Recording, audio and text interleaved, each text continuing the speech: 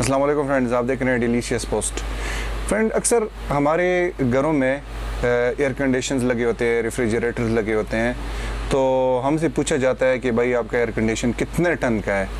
तो कोई कहता है 1 टन का है, कोई कहता है 1.5 टन का है, कोई कहता है 2 टन का है। तो अगर ये 1 टन का है तो फिर सवाल ये पैदा होता है कि आप इसको उठाते कैसे हैं। ठीक है, बहुत वज़नी होगा फिर। लेकिन सवाल आपका यहाँ पे जो है थोड़ा सा गलत है, क्योंकि जो ईसी होता है वो वाला टन नहीं होता जो कि जो कहते हैं कि यार 1 किलो मतलब 1000 किलो का जो टन होता है वो वाला टन नहीं होता। इसको कहते हैं आर टन। आर टन का मतलब होता है रेफ्रिजरेशन टन, ये प्रॉपर वर्ड होता है। तो आज मैं थोड़ा सा ज़्यादा टेक्निकल बात नहीं करूँगा, आसान अल्फाज में आपको समझाऊँगा कि हम अपने एयर कंडीशन को, रेफ्रिजरेटर को जो है टन में क्यों नापते हैं एज़ कम्पेयर टू वाट में। हालांकि ये इलेक्ट्रॉनिक्स डिवाइस है तो हम फिर इसको टन में क्यों कहते हैं, ये क्या फिनोमेना क्या है। तो इनकी शॉर्ट अल्फाज में अगर मैं आपको बता दूँ कि ये टन का कॉन्सेप्ट वहाँ से निकला था कि अगर लेट सपोज आप एक कमरे में 1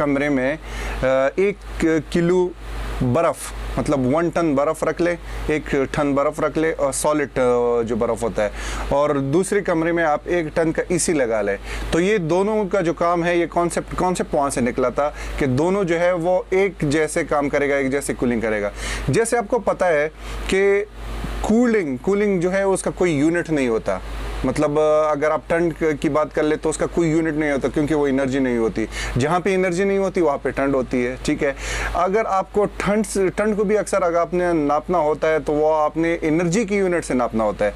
जैसे कि आप कहते हैं 0 सेंटीग्रेड, ठीक है, या आप कहते हैं -40 सेंटीग्रेड। -40 सेंटीग्रेड जो है वो ठंड है, ठीक है, और सेंटीग्रेड क्या है, वो हीट का यूनिट है। मतलब ठंड का अपना कोई यूनिट नहीं है, ठंड की अपनी कोई एग्जिस्टेंस नहीं है। जहाँ पे एनर्जी नहीं होती वहाँ पे ठंड होती है। ठीक है, तो ये इसकी जो है एक कॉन्सेप्ट है। कि कॉन्सेप्ट को देखें तो वो एक्चुअल आपकी कमरे को कूल नहीं कर रहा होता, वो आपके कमरे से हीट को ख़त्म करता है, गर्मी को ख़त्म करता है। गर्मी को कैसे ख़त्म करता है, वो आपके कमरे से गर्मी के जो यूनिट्स है, गर्मी की जो पैकेजेस है उसको निकालता है, उसको कमरे से बाहर निकालता है। ठीक है, तो उसके 4-5 यूनिट्स है। एक कभी इंटरनेशनल जो स्टैंडर्ड है उसका जाउल्स कहते हैं, ठीक है, और जो ब्रिटिश वाले कहते हैं, वो ब्रिटिश वाले वो BTU कहते हैं, ब्रिटिश थर्मल यूनिट। ठीक है, तो 1 टन बर्फ़ जो है और 1 टन ईसी 1 घंटे में एक जैसे कमरे से 12,000 BTUs को ख़त्म करता है। अब हम बात करते हैं वॉट की। अगर आप 1 टन को आप ले ले तो वो तकरीबन 3.5 मतलब 3506 या 7 समथिंग वाट बनता है। ठीक है, तो जो वो मतलब ये इतना वाट बनता है। तो फिर जब आप 1 टन का ईसी लगाते हैं तो ये कहते हैं कि 3500 वाट, ये तो बहुत बड़ा ज़्यादा होता है। अगर आप इसको एम्पियर में कन्वर्ट कर दे, इसको डिवाइड भी कर दे, तो ये तकरीबन कम से कम जो है वो 15-16 एम्पियर बनता है। 1 टन ईसी की बात अगर हम करते हैं, तो 1.5 टन की बात अगर कर ले तो ये तकरीबन इसको डबल कर दे, थोड़ा सा ज़्यादा कर ले तो ये कम से कम 20-25 एम्पियर बनता है, जो कि बहुत ज़्यादा होता है। जो आजकल मतलब क्लेम्स आ रहे हैं कि यार ये इन्वर्टर ये है या DC इन्वर्टर है, उसका मतलब ये नहीं है कि उसके टन्स कम होते हैं या वो जो है उसकी कूलिंग इफेक्ट में मसला है। ठीक है, वो एक्चुअल क्या करते हैं, वो कंप्रेसर की टेक्नोलॉजी की चेंज करते हैं। वो काम वही कर रहा होता है, 1 टन का काम कर रहा होता है, जो कि दूसरा इसी कर रहा होता है। वो मतलब थोड़ा सा अप डाउन तो होता रहता है, लेकिन वही काम कर रहा होता है जितना 1 टन इसी नॉर्मल में करता है, या 1 टन जो बर्फ़ है वो करता है, या ये करता है। तो ये तीनों का कॉन्सेप्ट ये है। वहाँ पे सिर्फ जो काम है वो आपकी कंप्रेसर पे किया गया हुआ है।